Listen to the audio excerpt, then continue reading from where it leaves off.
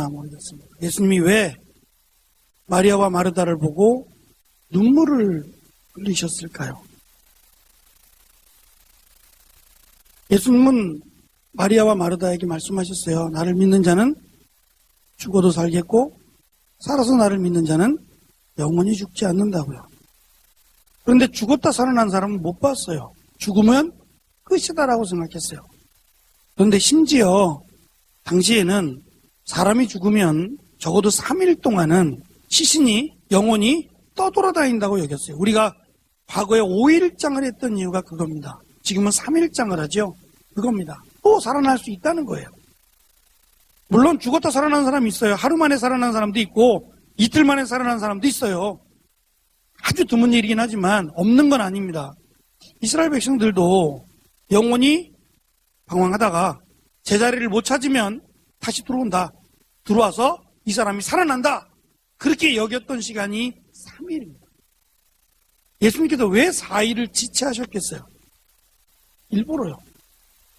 그들이 믿는 3일 정도 안에 오셨으면 예수님이 고쳤다고 말하지 않을 거예요. 예수님이 살려줬다고 말하지 않고 그의 영혼이 떠돌다가 자기 자리를 찾아 들어와서 살아난 것이다라고 사람들은 말했을지도 모릅니다. 그래서 예수님이 일부러 4일이라는 시간을 더 지체하셨다는 거예요. 그래서 나사로가 죽은 게 아니라 잔다 그랬습니다. 잠을 자고 있는 거였어요. 예수님께서 나사로가 죽은 게 아니라 잠을 재우시고 4일 만에 다 죽었다고 여겨서 이미 시체는 썩어 들어갈 그때에 예수님이 나오라고 하셨을 때 나사로가 붕대를 감은 채로 굴에서 나왔을 겁니다. 여기 재미있는 일이 하나 있어요. 우리 성경에는 그게 잘 나타나지 않는데 우리 원어 성경이라고는 헬라어 성경에는 어떤 식으로 표현이 되냐면 예수님이 나사로만 나오라고 한 거로 나와요. 나사로 한 사람만. 왜 그러냐면 나사로하고 마리아 마르다는 가난했어요. 마르다의 집이라고 하니까 아버지가 안 계셨던 게 분명하고 어머니가 안 계셨던 게 분명해요. 고아로 자랐을 가능성이 굉장히 많습니다. 그러면 어려웠겠죠. 생활하기가 참 힘들었을 겁니다. 그러다 보니까 무덤 하나 살 돈이 아무것도 없어요. 그러면 공동묘지를 쓸 수밖에 없어요. 가난한 사람들이 같이 쓰는 이렇게 언덕이 하나 있으면 이 언덕에다가 구멍을 뚫어서 돌을 굴려서 막는 건데 이 공동 입구죠. 공동 입구를 만들고 들어가서 1m 한 평 정도 되는 사람 하나 반드시 누울 수 있는 공간으로 계속 구멍을 뚫어요. 그러니까 온통 거기는 무덤밖에 없는 거에서 번호를 써놓습니다. 몇 번 이런 식으로 아니면 이름을 써놓으면 거기에 그 사람의 시신이 들어가 있다라는 거예요. 그래서 조그맣게 한 사람이 기어 들어갈 만한 작은 공간에 한 평 정도 공간을 마련해서 공동 무덤으로 썼어요. 그러니 예수님께서 무덤을 향해서 나와라! 안 나왔을 거예요. 에이 설마 10년이 된 사람도 20년, 100년이 된 사람도 다 나왔을 겁니다. 근데 성경에는 나사로만 나와라 하고 돼 있어요. 그래서 나사로만 무덤에서 나온 겁니다. 찬양을 드리면서 이 시간 이 밤에 말씀을 나누면서 젊은 날에 하나님께 찬양 드리는 것을 좋아하고 하나님 말씀을 듣는 일에 힘을 쓰는 모습을 보니까 제가 감격이 됩니다. 제 젊은 날에 교회에서 총무도 하고 교회에서 회장도 하고 참 열심히 있게 신앙생활 했을 때의 바람이 바로 이런 모습이었어요. 함께 찬양을 드렸으면 좋겠다. 함께 말씀을 배웠으면 좋겠다라는 간절한 마음이 있었어요. 근데 저는 그것을 이루지 못했어요. 왜냐하면 청년부를 가르칠 만한 목사님도 없었고 또 찬양을 이렇게 인도할 만한 목사님도 없었어요. 우리끼리 그냥 다 했어야만 됐어요. 한 100명 정도 되는 인원이었는데 우리끼리 모든 걸 다 해야 됐어요. 그게 너무 제한적이었어요. 그렇다고 교회에서 적극적으로 협조해 준 것도 아니고 그냥 하다가 말겠지라는 정도로. 그러다 보니까 우리 나름대로 최선을 다해서 한다고는 하지만 늘 아쉬웠고 늘 부족했어요. 그러고 저는 청년 시절을 보내서 지금 벌써 작년이 되고 나니까 여러분들에게 남겨주고 싶은 게 있는 거예요. 여러분의 젊은 날을 찬양 가운데 말씀 가운데 보냈으면 좋겠다라는 생각이 간절했던 겁니다. 아침에 유재미 목사님이 사역했던 청주에 있던 한 청년이 39살인데 결혼 안 했어요. 세상을 떠났다는 소식을 들었습니다. 암이 온몸에 퍼져서 세상을 떠났다. 그 얘기를 들으면서 제일 마음이 아팠던 것은 어쩌면 떠나는 것은 남아있는 자들에게는 슬픔이지만 떠나는 사람에게는 기쁨이에요. 더 이상 괴롭지 않아도 되고 영원한 천국에 가니까 행복한 거예요. 남은 사람들이 슬픈 거예요. 그죠? 우리도 어차피 갈 거긴 한데 보고 싶잖아요. 사랑하니까 그립잖아요. 근데 죽은 사람은 이제 영원한 하나님의 나라에 살 건데 뭐가 걱정이에요? 그건 행복한 겁니다. 근데 아쉽다는 게 하나 있었어요. 제가 이 얘기를 시작으로 오늘 시작을 해야겠습니다. 그게 뭐냐면 상급이라는 거예요. 제가 고민했던 몇 가지의 말씀들이 있는데 목사가 되기 전, 목사가 되고 나서도 계속해서 고민하고 성경을 읽으면서 해결할 수 없었던 여러 가지 말씀 가운데 하나가 바로 이 부분이었어요. 저는 이 얘기를 참 많이 들었어요. 천국 가면 개털 모자 쓴다고, 천국 가면 황금집에 살고, 천국 가면 뭐 이런 얘기들을 참 많이 들어왔어요. 여러분은 어때요? 혹시 그런 얘기 들어본 적 있으세요? 천국 가면 누구는 개털 모자 쓰고, 누구는 짜장면 배달 간다더라, 누구는 뭐 황금 보석 꾸민 집에 살다더라. 혹시 들어보신 적 있어요? 안 들어봤다면 정말 다행이고, 안 들어봤다면 여러분들은 정말 건강한 교회를 다닌 거예요. 건강하지 못한 교회들은 이런 걸 가지고 현혹을 시켜요. 그래서 하나님 앞에 다 드려라. 집도 바치고 뭐 다 바치면 의리의리한 왕국에 들어가 산다. 천국 가서. 어찌 보면 맞는 것 같아요. 어찌 보면 옳은 것 같고. 그런데 냉혹하게 생각해보자고요. 천국이 만약에 그렇다면 여긴 천국이 아닙니다. 천국은 또 빈 부익부에 놓이게 되고요. 어떤 사람들은 땅을 많이 차지할 거고 어떤 사람들은 그냥 어쩔 수 없이 살아가는, 이게 무슨 천국이겠어요? 그렇지 않아요. 하나님께서 우리에게 주신 가장 큰 선물은, 무엇과도 비교할 수 없는 가장 큰 선물은 하나님의 나라입니다. 이거보다 더 큰 건 없어요. 그런데 이 하나님의 나라가 나중에 이제 18장, 마태복음 18장 가면은 포도원의 비유가 또 나오는데, 이 포도원의 비유에서 가르쳐 주는 게 뭐냐면 하나님의 나라에 들어가는 사람에 대한 얘기예요. 어떤 사람은 아침 6시, 제일 처음 일하는 시간이 6시인데 아침 6시에 일을 시작했어요. 근데 계약을 해요. 하루 종일 일하고 내가 한 데나리온을 주마. 보통 한 데나리온이 하루에 품삯이라고 우리는 알고 있지만 당시에는 약 60%밖에 못 받았어요. 나머지는 누가 떼어먹겠어요? 중개하는 사람이 떼어먹어요. 그래서 성경에는 월급을 주는 사람이 나오죠. 연회장이라고, 요한복음 2장에는 연회장이라고도 번역했어요. 똑같은 사람인데 매니저죠. 매니저가 착복을 해요. 띄어먹고 돈을 주는 사람, 매니저 이런 사람들이 띄어먹고 정작 받는 거는 60%밖에 못 받아요. 근데 주인이 얘기해요. 직접 내가 너에게 한 데나리온 100%를 주겠다라는 얘기를 하니까 너무 행복한 거예요. 너무 좋은 거예요. 감사합니다. 그러고서는 아침 6시부터 저녁 6시까지 12시간을 일을 하는 겁니다. 쉬지 않고 일을 했어요. 한 데나리온을 준다고 했으니까. 근데 여기서 끝난 게 아니라 주인은 아침 9시가 돼서 또 가요. 3시간 간격으로 지금 끊어갑니다. 아침 9시가 돼서 또 장터로 나아가니까 그 시간에도 일하는 사람들이 있었어요. 일하기를 기다리는 사람들. 아마 이 사람들은 늦잠을 잤던 것 같아요. 일하고 싶으면 아침 일찍 가야 되는 거 아니에요? 일할 마음이 없는 거 아닌가요? 늦잠을 자다니. 뭐 이런 사람이 다 있어라고 생각할 만큼 어찌 보면 일을 제대로 하겠어라고 생각할 만한 그런 사람들이 9시에 남아 있었는데 이 사람들에게 가서 일하라 그럽니다. 아이고 이게 웬일이야? 난 오늘 일을 못할 줄 알았는데 라고 생각하고 가서 열심히 일했어요. 그리고 주인은 12시에 또 나갑니다. 12시에도 일을 못 구하는 사람은 도대체 어떤 사람일까요? 아마 몸이 온전치 못한 사람, 제대로 일하지 못할 만한 사람, 아마 이런 사람들이 12시에도 사람들이 데려가지 않고 인력시장에 그대로 남아 있었겠죠. 이 사람들에게 말합니다. 내 포도원에 가서 일하라. 빵은 먹을 수 있겠지. 오늘 한 끼는 때울 수 있겠지라는 마음으로 가서 열심히 일했어요. 성경은 여기서 더 나갑니다. 3시가 됐습니다. 오후 3시에 나가보니까 그때도 사람들이 있었어요. 이 사람들은 더 할 겁니다.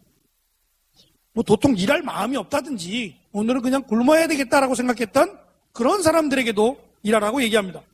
그리고 또 한 번 더 나가요.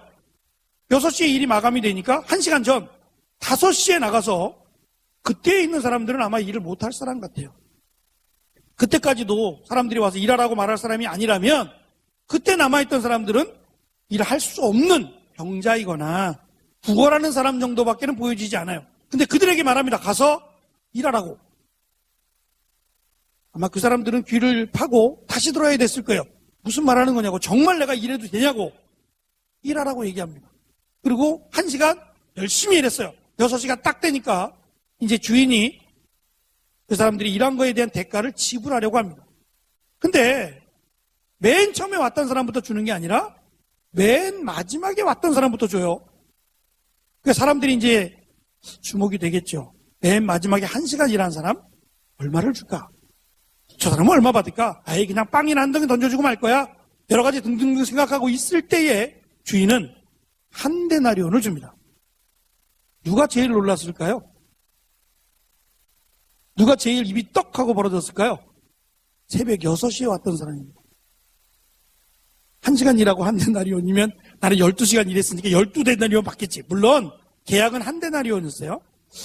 근데 3시간 일한 사람, 6시간 일한 사람, 9시간 일한 사람 전부 다 한 데나리온을 줬어요. 아, 이 사람들은 그렇지. 나는 설마.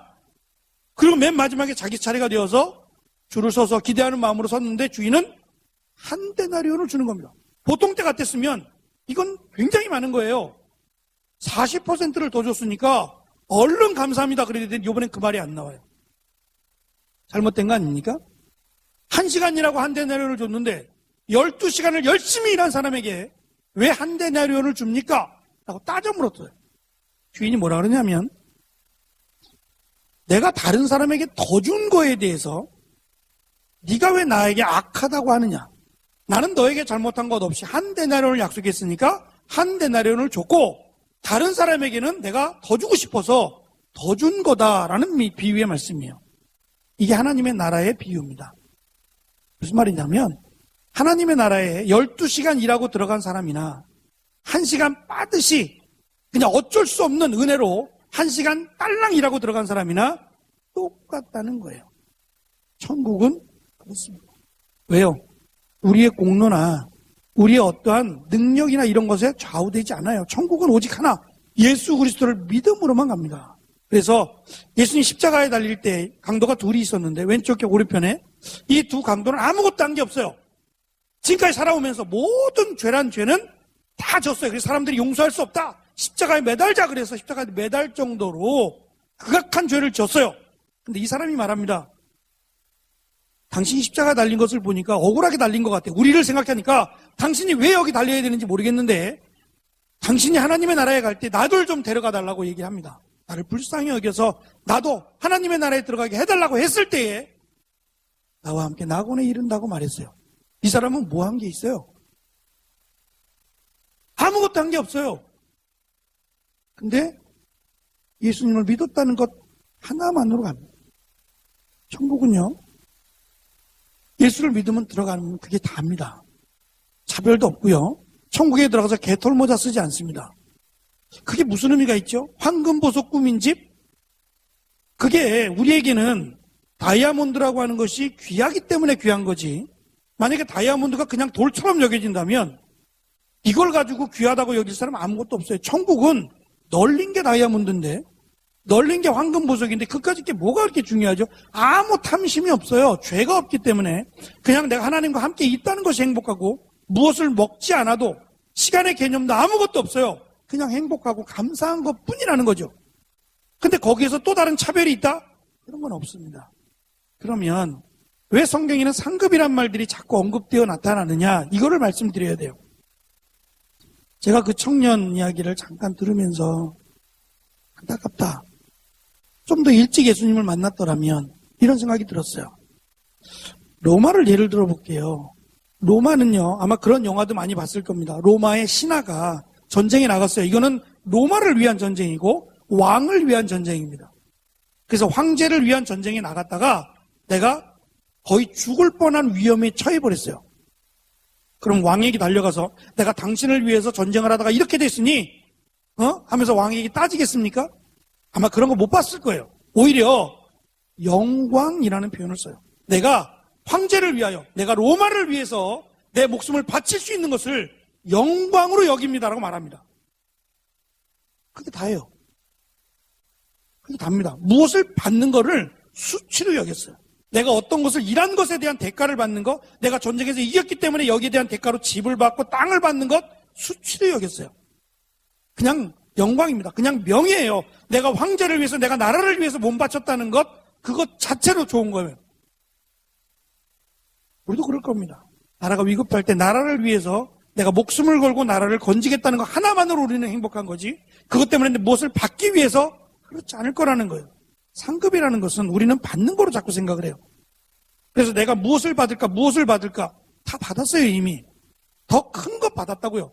하나님의 나라라고 하는 우리가 상상할 수 없는 걸 받았는데 뭘 또 받아요? 상급은요, 받는 게 아니라 드리는 겁니다. 내가 하나님께 나의 시간을 드림이 행복하고, 내가 하나님께 나를 드림이 영광이 되는 걸 상급이라고 불러요. 생각해 보세요. 내가 이 땅에 왔어요. 지금까지 20년, 30년, 40년, 50년을 살았어요.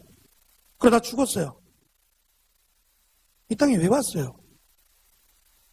네?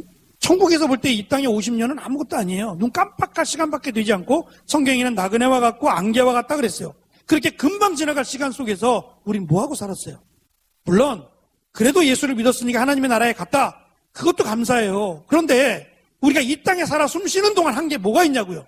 하나님의 영광을 위해서 한 게 아무것도 없다. 이건 참 부끄러운 겁니다. 물론 천국을 가요. 천국 가는 것만으로도 우리는 행복하고, 거기 가서 그런 거 따지지 않을 겁니다. 왜 너는 이것밖에 안 했어? 그런 거 질문받지 않습니다. 다만 내가 이 땅에 살아 숨 쉬는 동안 어쩌면 내가 자유의지를 가지고 내가 할 것, 안 할 것을 결정하고 살아갈 수 있는 하나님이 이러한 은혜를 주신 이 시간 동안에 내가 하나님의 영광을 위해서 어떻게 살았어요? 그게 나에겐 영광이 된다는 거예요. 내가 모태신앙으로 지금까지 하나님의 영광을 위해 살았다면 우리는 정말 행복한 사람이고 정말 은혜가 넘치는 사람이라는 거예요. 제가 지금 하는 말을 이해하세요? 내가 하나님께 무엇을 받을까를 생각하지 말고 내가 하나님께 무엇을 드릴까를 생각하세요. 하나님은 이미 우리에게 예수 그리스도를 주셨고, 하나님이 이미 우리 예수 그리스도를 믿음을 통해서 하나님의 나라를 값없이 줬어요. 근데 우리는 정말 별것도 아닌 거 가지고 울고 짜고 그래요. 하나님이 없다고 말하기도 하고, 왜 하나님은 나를 미워하냐고 투정 부리기도 해요. 어리석은 일이죠. 하나님의 나라를 줬는데, 예수 그리스도를 믿을 수 있는 믿음을 줬는데, 우린 여기에 대한 생각보다는 내가 바라는 대로, 내가 바라고 소망하는 그것에 관심이 많아요. 내가 하나님의 영광을 위해서 어떻게 살아갈까를 생각하세요. 그게 나에게 기쁨이 되고, 내가 삶을 뒤돌아보면 내가 하나님의 영광을 위해서 몸부림쳤던 게 너무 감사하다는 걸 여러분들이 느끼게 될 거예요. 여러분들이 시간이 흘러 30년, 40년이 지나고 나서 지금 여러분들이 이 자리에 앉아 찬양을 드리고 있고 하나님의 말씀을 듣고자 애쓰는 이 모습이 정말 정말 기억이 날 거고 감사가 될 거란 말이에요. 저는 이것을 거룩한 몸부림이라고 했어요. 제 나름대로는 어차피 우리에게 주어진 시간, 잠을 조금 더 자고 덜 자고의 차이가 있고요. 조금 덜 먹고 더 많이 먹고의 차이가 있어요. 많이 누리고 누리지 못하는 것의 차이가 있어요. 근데 그게 뭐예요? 제가 잠시지만 남아공에 살면서 깜짝 놀랐던 것은 나이키를 신고 메이커 옷을 입는 사람은 한국 사람밖에 없어요. 정말 이상하더라고요. 저는 나가면 외국 사람들이 다 그럴 줄 알았어요. 근데 핏가번쩍한 정말 수억 원대 호가하는 벤츠를 타고 다니는 사람이 슬리퍼 신고 다니고요. 그냥 민 반바지 입고 다니고 그래요. 그 사람들은 그런 거에 별로 신경 안 써요. 물론 다는 아닙니다만, 제가 큰 쇼핑몰에 가보면 우리보다 훨씬 큰 쇼핑몰에 뭐 수백만 원짜리 하는 티셔츠부터 5천 원짜리 티셔츠까지 다 있어요, 거기. 근데 수백만 원짜리, 수억 원짜리 그런 데는 사람들이 안 가요. 정말 몇몇 사람이나, 특히 이제 그 중에 한국 사람들이 많은데 그런 사람들이나 가지, 외국 사람들은 그런 데 신경을 안 씁니다. 이게 무슨 얘기냐면, 나를 드러내는 일에 너무 관심이 많아요. 내가 무슨 옷을 입었다는 게 나를 표현할 것 같고, 내가 어떠한 식사를 하고 내가 어떠한 누구를 만나는가가 꼭 나를 대변할 것 같아서 그런 일에 관심이 많아요. 머리가 빈 사람들이 그렇다는 거예요. 정말 머리 있는 사람들은, 생각이 있는 사람들은 그런 데 관심을 두지 않아요. 만나보면 알지 않아요? 저 사람이 뭘 입어도, 어떤 음식을 먹어도 저 사람이 존경스럽고 저 사람을 사랑하고 저 사람을 정말 좋아할 만한 그런 사람은 멋진 옷을 입었기 때문에 좋아하지 않습니다. 그런 사람들은 그런 걸 좋아하겠지만 말이죠. 하나님의 나라를 소망하고 있고 내가 하나님의 나라에 간다라고 하는 기쁨을 갖고 살아가는 사람들은 그런 것에 관심 두지 않아요. 벗고 살라는 거 아니고 굶고 살라는 거 아니에요. 네? 근데 그거를 못 사서, 그래서 흑인들은 한 달 내내 일해가지고 나이키 신발 하나 사요. 목적이 그거예요. 아르바이트하고 일하는 목적은 나이키 신발 하나 사는 게 목적이에요. 이런 바보가 어딨냐고요. 예? 예? 그게 결국은 나를 드러낸다고 생각해. 누가 봐도 거지인데 나이키 신발 신으면 거지 아니에요? 거지가 나이키 신은 거예요. 근데 그거를 신고 내가 나이키 신었다는 걸 자랑하고 싶은 거예요. 그래서 한 달 동안 열심히 일하고 그 신발 하나 신습니다.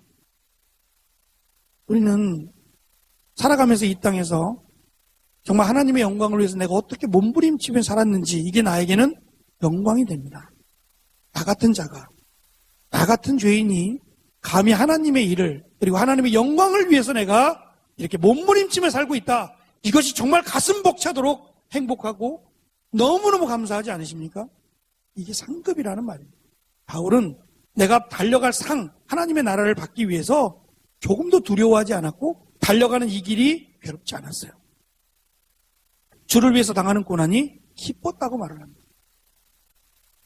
여러분들의 모습이 하나님 보실 때 얼마나 기쁠까, 얼마나 사랑스러울까. 목사인 제가 볼 때도 너무너무 이쁘고 너무너무 사랑스러운데, 근데 저는 제가 그렇게 바라보는 것이 아니라 여러분 스스로가 여러분을 바라볼 때 정말 행복하다고 느꼈으면 좋겠어요.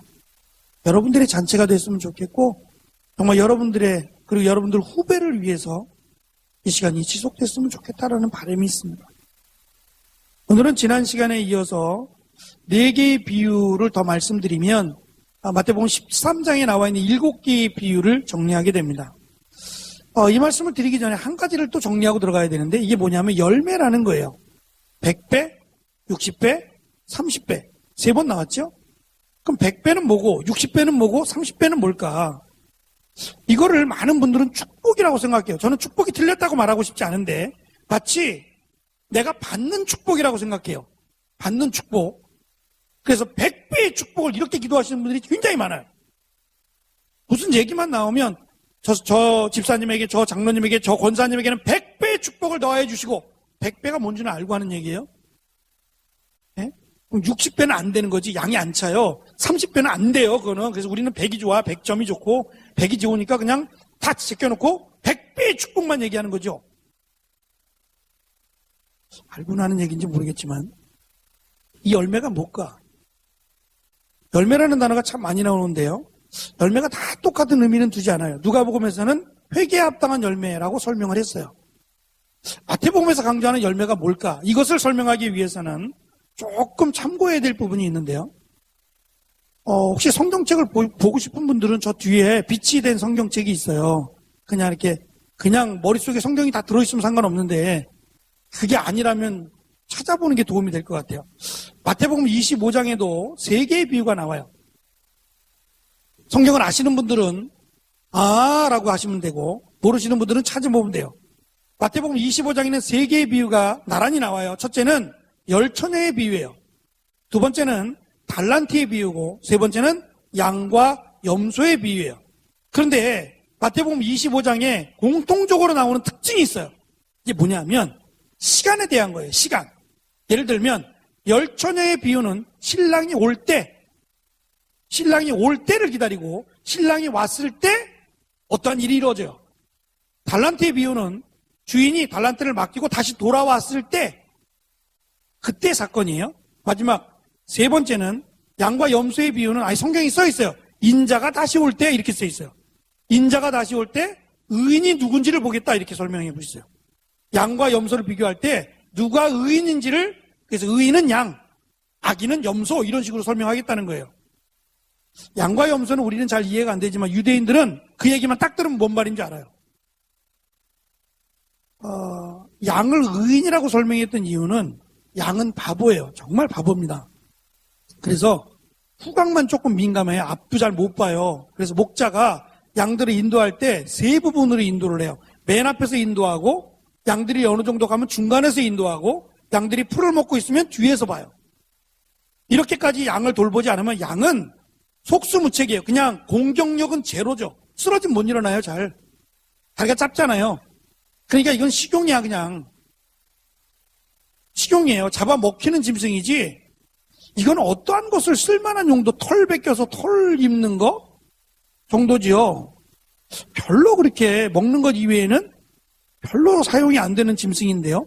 바보 같아요. 정말. 그래서 목자가 이렇게 움직여줘야 움직이지. 안 움직이려고 그래요, 도통. 가만히 있어요, 이러고 자기들끼리 모여서 가만히 있어서 염소 한 마리를 집어넣어요, 일부러. 양이 있는 우리 안에 염소 한 마리를 집어넣으면 염소는 또 원래 타고난 성격이 그래요. 뿔이 이렇게 나와 있죠. 염소는 나왔고 양은 이게 들어가 있어요, 뿔이. 뿔이라도 좀 나와 있지. 이게 공격력이 없는 거예요. 뿔도 내 안으로 들어가 있어 돌돌돌 말아져 있잖아요. 근데 염소는 특성상 자꾸 이렇게 괴롭히는 걸 좋아하는 거예요. 그러니까 가서 양을 자꾸 이렇게 밀쳐요. 뿔로 받고 이러니까 죽이는 건 아니고 양이 귀찮아서 움직여요. 이게 운동시키는 거예요. 운동시키는 거예요. 왜 그래서 상반되는, 예를 들면 수조, 생선 같은 거 이렇게 갖고 올 때, 오징어 갖고 올 때, 오징어에 천적인 물고기 한 마리 집어넣는 거 아세요? 물고기 한 마리 집어넣으면 얘가 얼마나 먹겠어요, 솔직히. 근데 얘가 있음으로 인해서 이 물고기 때문에 오징어는 살아있는 거예요. 이놈 때문에 피해 다니느라고 살아있는 거예요. 안 그러면 다 죽어요. 예? 왜 하나님이 우리가 이 땅 살아가면서 편안하게 내버려 두지, 왜 이렇게 고난도 주고 어려움도 주느냐? 안 그러면 다 죽어요. 편하면 안 믿거든. 그 양과 염소가 그런 관계예요. 그러니까 양은 염소가 사실 있어야 양이 건강하게 자라는데, 심판에 비유해서는 양과 염소 두 개로 딱 나눠서 양은 의인 쪽으로, 악인 쪽은 염소로 설명을 합니다. 어쨌든 때에 대한 부분이에요. 마지막 때에 대한 부분을 3번을 걸쳐 설명하면서 보세요. 10명의 처녀가 있어요. 이건 들러리라고 하는 건데, 결혼하면 10명의 처녀들이 가장 친한 친구들입니다. 이 친구들이 등불을 준비해야 돼요. 왜냐하면 이스라엘은 결혼식을 밤에 해요. 일주일 동안 밤에 하는데, 밤에 하다 보면 우리처럼 아스팔트가 있고 막 등이 켜져 있는 그런 곳이 아니고 그냥 별빛과 달빛에 의지해서 움직여야 되는데, 이게 달이 움직이잖아요. 달이 보름달일 때는 밝지만 보름달이 아닐 때는 어두워요. 그리고 아무런 빛도 없다 보니까 정말 희미한 빛을 따라가야 되는데 길이 좁아요. 길이 좁아서 굴러떨어지면 죽을 수도 있어요. 굉장히 위험하거든요. 그래서 신부집에서 일주일 있고, 그 다음에 이제 신랑집으로 가서 살게 되는데, 신부집에서 결혼식을 다 끝내고 이제 신랑집으로 갈 때 그 길을 인도해 줄 사람이 필요해요. 그래서 가장 믿을 수 있는 친구들, 이 친구들이 납치할 수도 있고 나쁜 생각 가질 수도 있잖아요. 그러니까 가장 친한 친구들, 이 친구들을 들러리로 세워요. 어떤 일이 있었냐면, 이 들러리에 관련된 얘기인데, 결혼할 때 신부를 보쌈해 가는 일이 종종 있었어요. 그래서 초대교회 때는 신랑 신부에게 물어봐요. 신랑 신부 이 두 사람이 결혼하는데 혹시 여러분들 중에는 반대하는 사람이 있습니까? 그래서 저요! 그러면 결혼 무효. 처음에 그랬어요. 옛날에 다 그걸 물어봤다고. 저도 기억이 있어요. 하객들에게 물어봐요. 이 두 사람이 이제 하나님 앞에 신성한 결혼식을 합니다. 이들의 결혼식을 반대하는 분 계십니까? 이렇게 물어봐요. 그러면 앉아있는 분이 저요! 그러고 반대하면 이 결혼은 무효예요. 실제로 그런 일이 있었어요.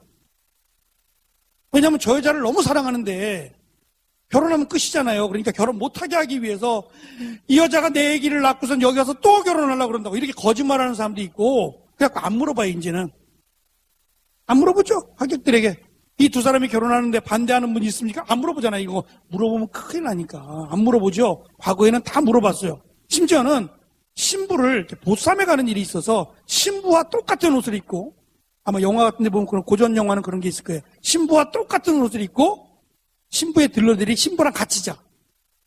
그래서 납치해 갔는데 들러리를 납치해 간 거예요. 정작 신부는 이 안에 있고. 그런 일도 있었어요. 그래서 신부를 보호하기 위해서 신부를 납치하는 일이 종종 있었거든요. 그 신부와 똑같은 복장으로 똑같이 꾸며놓고 신부들 한 10명씩 이렇게 같이 모아놓은 그런 것도 있었어요. 어쨌든 들러리들이 기름을 준비해서 밤이니까 어둡잖아요. 등불을 준비해서 신랑의 집까지 안전하게 등을 밝히고 가야 되는데 5명의 미련한 처녀는 신랑이 언제 올지 오면 뭐 그때 가서 하고 근데 너무 늦게 온 거예요. 생각보다 너무 늦게 와서 기름이 떨어져 버렸어요. 그러면 이 사람들이 있으나 마나한 거냐 5명은. 왜 가요 이 사람들은. 그래서 얼른 기름을 사러 가버렸어요.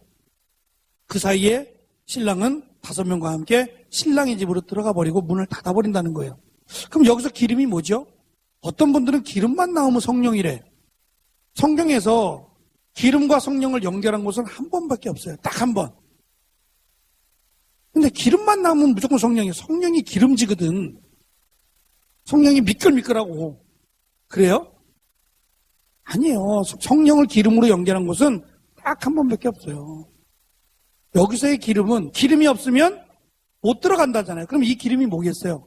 기름이 없으면 못 들어간대요. 하나님의 나라를. 이 기름은 믿음이에요. 가장 중요한 거니까. 가장 중요한 거. 그러면 달란트 비유 제가 말씀을 잠깐 드렸는데 달란트를 맡겼다 그랬어요. 1달란트, 2달란트, 5달란트를 맡겼어요. 이 달란트가 약 5억이라 그랬어요. 돈으로 계산할 수도 없고 그냥 우리 같은 평민들이 사용할 수 있는 돈이 아니고 나라와 나라가 서로 거래할 때 썼던 그런 돈의 단위인데 너무 말로 표현할 수 없을 만큼 값지고 귀한 것을 달란트라고 설명을 했어요. 그럼 이 달란트가 상징하는 게 뭘까요? 믿음이에요. 지금 제가 마지막 때를 자꾸 얘기하고 있는 거예요. 마지막 때 하나님이 보는 거, 마지막 때 예수님이 보는 거는 믿음 하나밖에 없어요. 근데 이 믿음을 땅에다 묻어버리겠다는 거 아니에요. 믿음을 줬는데 이 믿음을 땅에다 묻어버렸어요. 그럼 게으르고 악한 자가 되는 거예요. 하나님은 우리에게 믿음을 줬는데 이 믿음이 어떤 사람에게는 1달란트, 어떤 사람에게는 2달란트, 어떤 사람에게는 5달란트나 되는 믿음들이 있어요.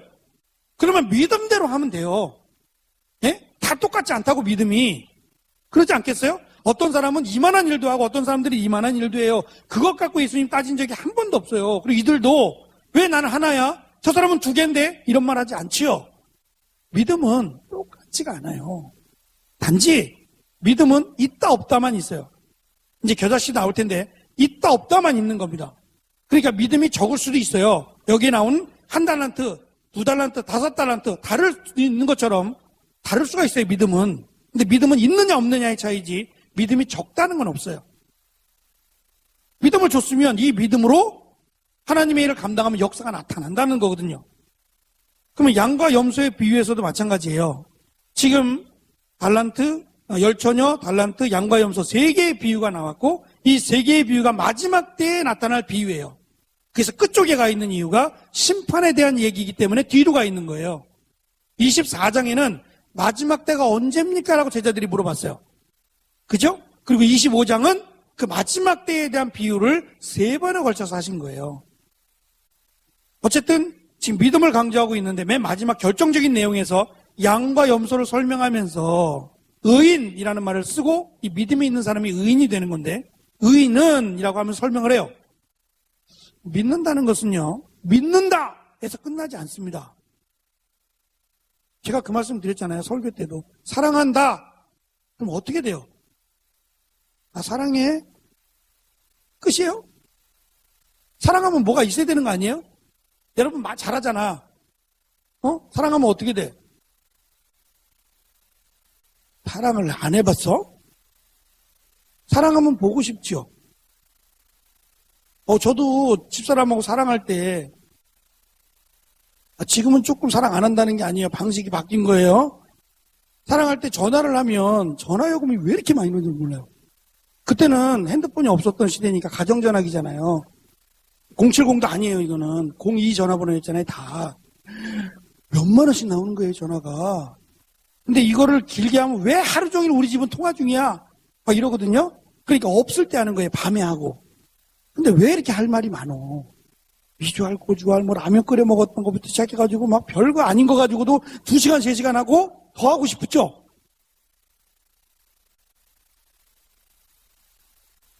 사랑은 사랑한다로 끝나지 않습니다. 움직인다는 거예요. 그 사랑한다는 감정이, 사랑한다는 어떤 행동들이 반드시 나타나지고 이것이 진짜 느껴질 때 이걸 사랑이라고 말해요.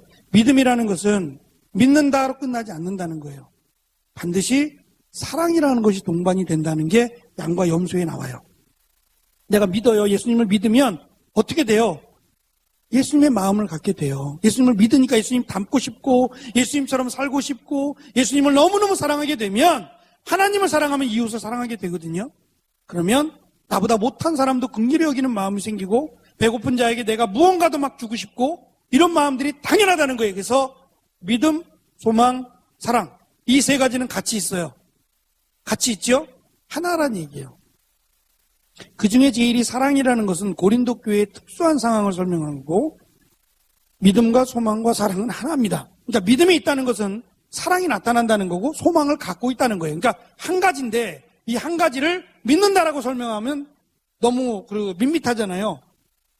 그렇죠? 그러니까 사랑 또 소망이라는 것을 같이 붙여서 믿음을 설명하고 있다라는 얘기입니다.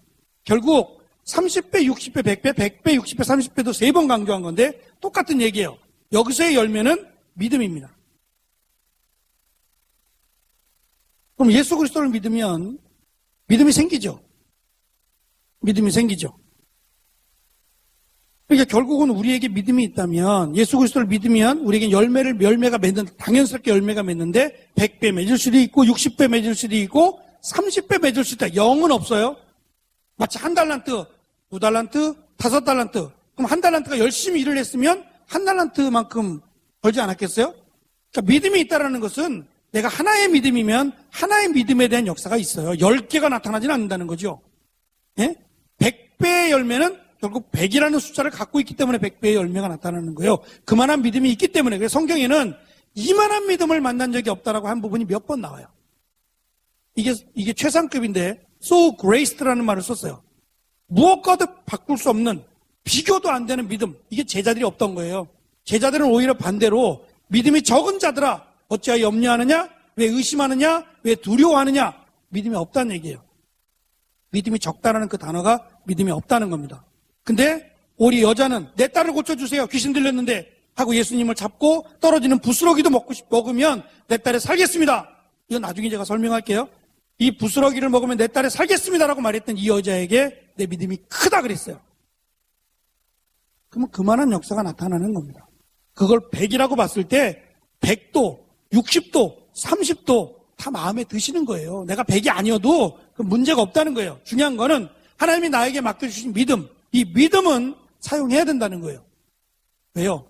삶을 통해서 내가 믿는다고 하면 이 믿는다는 것이 그냥 믿음이 생기는 게 아니에요. 믿음의 역사는 만들어가는 겁니다. 내가 나름대로 몸부림을 치는 거예요. 믿음을 향해서 나아가는 겁니다. 이게 믿음이라고 생각이 들면 믿음을 향해서 가는 거예요. 내가 손해를 보고 내가 조금 힘들고 어려워도 이 믿음을 향해서 갈 때 역사는 나타난다는 거예요. 이게 기독교의 역사였습니다. 그냥 내가 되는 대로 시간이 되는 대로 이렇게 해서 역사는 한 번도 나타나지 않습니다. 예수님께서 제자들에게 원한 것은 그냥 따라오기만 하라는 게 아니었어요. 제자들은 따라가면 되는 줄 알았어요. 내가 모든 것을 버리고 주를 따랐나이다. 주를 쫓았나이다 고 말하잖아요. 따라가면 될 줄 알았어요. 아니에요.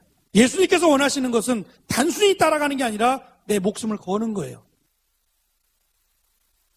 그래서 죽으면 살겠고 살아서 나를 믿는 자는 영원히 죽지 않는다. 이 말씀한 거예요. 예? 죽어도 산다는 믿음. 그 믿음을 갖고 따라가지 않으면 신앙은 잘하지 않습니다.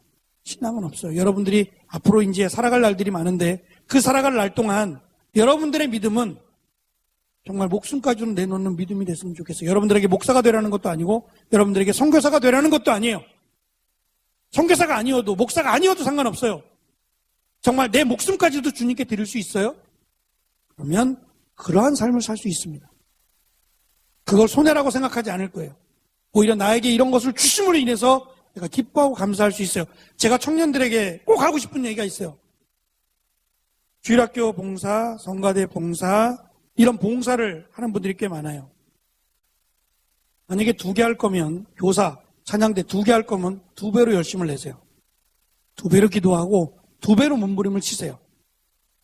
처음에 은혜 받을 땐 5개도 해요. 내가 은혜가 넘쳐날 때는 5개도 힘들지 않아요. 은혜가 떨어지면 1개도 못해요. 일의 문제가 아니에요. 내 믿음의 문제란 말이에요. 내가 하나님 앞에 나와서 몸부림치며 기도하지 않는데 어떻게 하나를 해요? 하나도 못해요. 그럼 다 나가 떨어진단 말이에요. 일이 힘든 게 아닙니다. 절대로. 일하고 있는 나의 자세가 문제고 나의 믿음이 문제예요. 내가 믿음이 뜨거워요. 하나, 두 개, 세 개 다 감당할 수 있어요. 내가 믿음이 없으면 하나도 감당이 안 된다는 거예요. 잘하는 비유가 2개 나옵니다. 그리고 하나님의 나라의 가치에 대한 비유가 2개가 나온다 그랬어요. 잘하는 비유는 겨자씨 비유, 누룩의 비유입니다. 네 번째 비유인데, 겨자씨는 좁쌀만해요. 제가 봤는데 꼭 좁쌀같이 생겼어요. 동글동글하고 좁쌀같이 색깔도 그렇게 생겼는데 이게 제일 작으냐? 그건 아니에요. 씨앗 중에서 제일 작은 건 겨자씨가 아니에요. 더 작은 것도 있는데 우리가 보통 키가 작은 사람 보고 도토리 키재기 한다 그러죠. 도토리가 작잖아요. 근데 도토리보다 작은 게 없어요? 또 있죠. 대표성이에요. 그러니까 겨자씨는 작은 것 가운데 대표성이지 제일 작은 건 아니에요. 그러니까 작다, 작은 씨 그러면 다 그냥 겨자씨로 알고 있었어요. 근데 문제는 이거 겨자씨가 좁쌀만큼 작아요. 근데 이게 자라면 3m까지 자라요.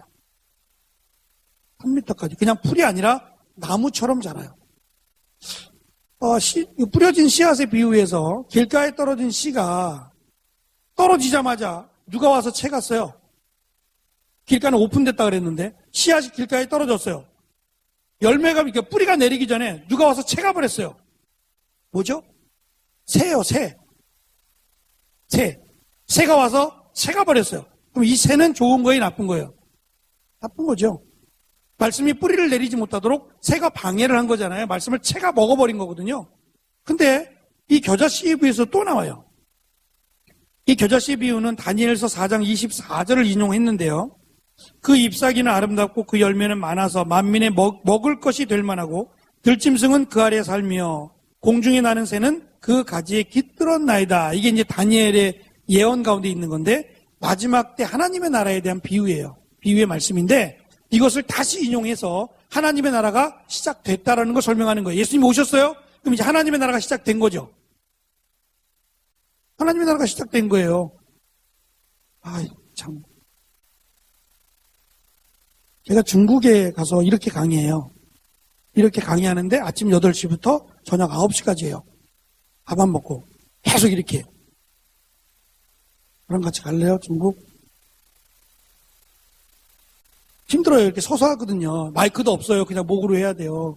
그리고 위험하니까 창문 다 닫아놓고 커튼 쳐놓고 진짜 제가 여름에 가는데 아주 그냥 쪄 죽어요. 그래도 그들이 듣는 모습, 거기에 은혜를 받아요.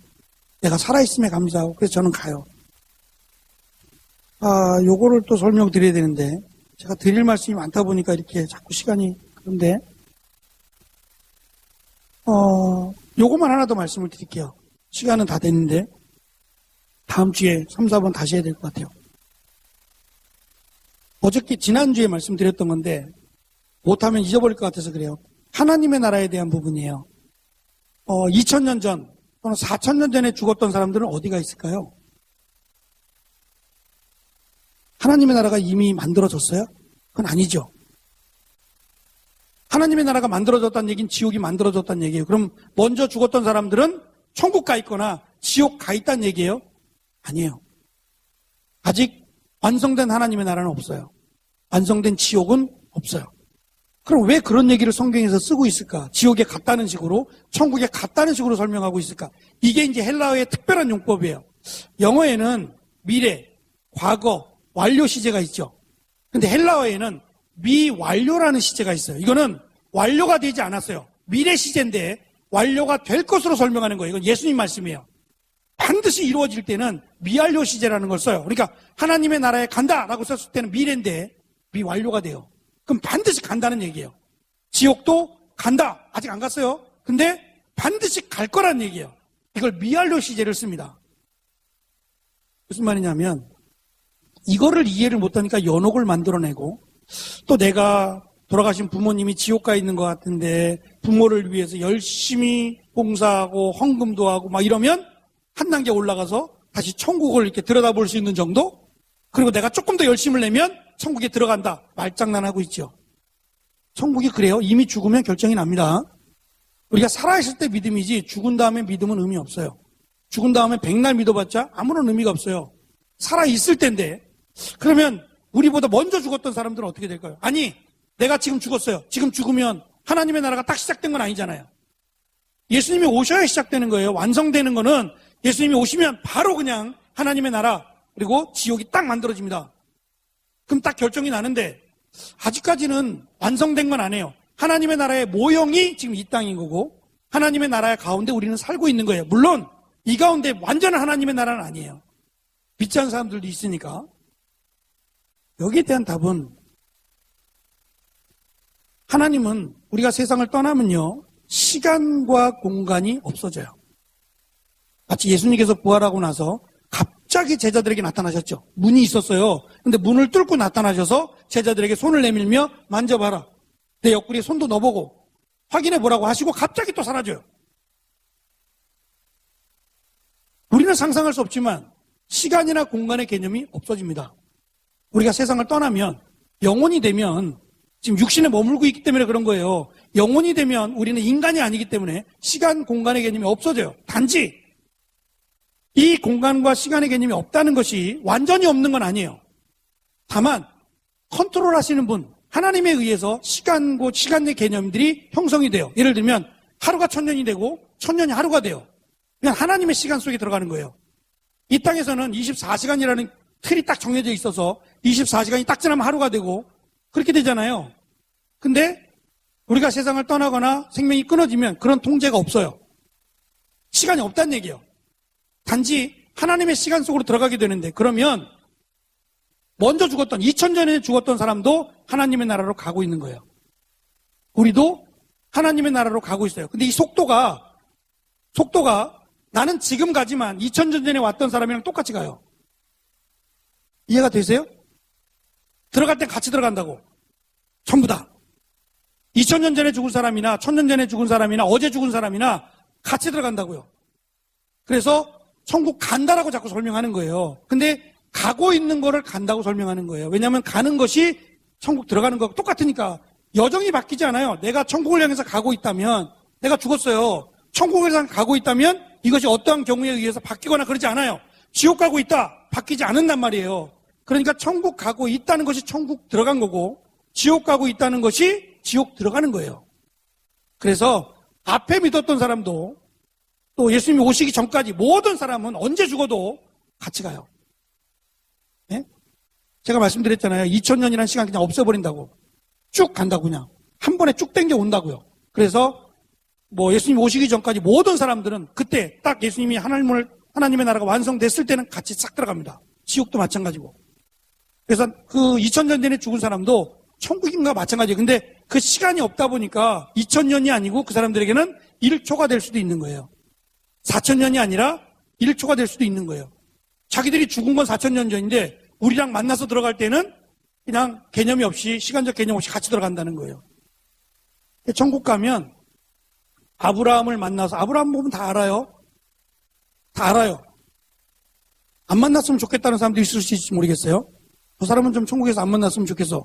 그럴 수 있는데 만났잖아요. 그럼 싸움이 생기겠어요? 안 생겨요. 그래서 천국 가면 다 알아요. 성경에도 나오죠. 내가 이제 아내가 6이 있는데 천국 가면 이 남편이 누구냐. 서로 싸우지 않겠냐. 6명이 그 얘기예요. 6명이 다 내 남편이라고 그러면 또 싸워야 되지 않겠냐 그랬더니 하나님의 나라를 모르니까 어리석은 소리 한다고. 알아요. 모르지 않습니다. 아는데 거기에는 이 땅에 죄악된 감정이 없어요. 알아도 행복합니다. 문제가 전혀 안 된다는 거예요. 그리고 천국은 제가 그런 얘기를 농담처럼 하지만 예를 들어서 내가 앞을 보지 못해요. 천국 갈 때는 천국 가서는 앞을 봐요. 하나님 만드신 가장 아름다운 모습으로 천국 가서 영원히 산다는 거예요. 얼마나 행복하겠어요. 그래서 가난한 사람, 병든 사람들은 천국 가기를 더 소망했어요. 이 땅에서 너무 힘들게 살아가니까. 앞을 보지 못하고 병자로 거지로 고아로 살아가는 게 너무너무 힘드니까 하나님의 나라를 듣기만 해도 하나님의 나라에 들어간다고만 해도 믿는 거예요. 그래서 오히려 부자나 율법사들이 더 안 믿고 가난하고 힘들고 어려운 사람들이 더 이것밖에 없다고 해서 믿었던 거예요. 그게 은혜죠. 결국 하나님의 나라는 믿음으로 간다. 잘하는 비유를 또 못하네요. 하여튼 잘하는 비유 2가지는 겨자씨나 누룩도 별것도 아닙니다. 그런데 잘한다는 거고 이 잘한다는 거에 끝나지 않고 새들이 와서 깃든다는 것은 계속 머무르는 거예요. 하나님의 나라가 시작되었고 이미 이 하나님의 나라가 계속 확장되어 갈 때 예루살렘과 온 유대와 사마리아와 땅끝까지 이르러 하나님의 나라가 확장되어 가잖아요. 복음이 전파되면서 하나님의 나라가 확장되면 그냥 좋은 일만 있느냐? 새들은 같이 가요. 새들이 같이 와서 계속 씨앗을 빼앗아 먹습니다. 세상 끝날 때까지는 가라지와 알곡이 같이 뿌려져서 가라지가 알곡이 자라지 못하도록 계속 방해하고 독초니까 힘들게 하는 것처럼 우리가 이 땅을 살아나가면서 하나님의 나라는 계속 확장되어 갑니다. 근데 확장만 되는 것이 아니라 새들도 같이 간다. 그 얘기를 하고 싶은 거고, 누룩은 이스트입니다.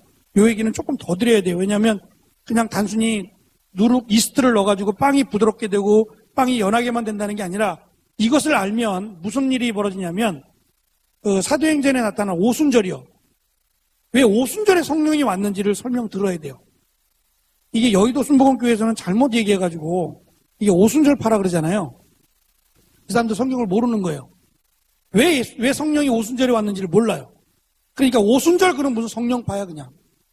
성령을 오순절에 오게 하신 이유가 있어요. 그것은 오늘 여기에 나와 있는 무교절과 관련된 누룩과 관련된 말씀에서 나옵니다. 그래서 요거는 제가 누룩과 관련된 거는 다음 주에, 그리고 나머지 두 개에 대한 부분, 하나님의 나라의 가치, 진주, 보화에 대한 비유까지는 하여튼 무슨 일이 있어도 다음 주까지 가겠습니다. 여기까지 하죠. 기도하겠습니다. 주님 감사합니다. 우리에게 말씀을 주시니 감사합니다. 이 말씀은 살아서 운동력이 있고 좌우에 우리의 심령 골수를 찔러 쪼개기까지 한다고 말씀하셨습니다. 하나님, 이 말씀을 우리가 들었습니다. 이 말씀은 살아있는 말씀이고 하나님의 말씀입니다. 하나님의 말씀을 귀하게 여기고 이 말씀을 통해서 내가 힘을 얻고 이 말씀을 통해서 내가 살아있음을 기뻐하는 우리 모두가 되도록 하나님 역사에 주옵소서. 한 주간 살아갑니다. 하나님 힘주시고 능력 주시며 말씀 가운데 행복한 한 주간이 될 수 있도록 인도해 주옵소서. 감사드리며 예수님의 이름으로 기도합니다. 아멘.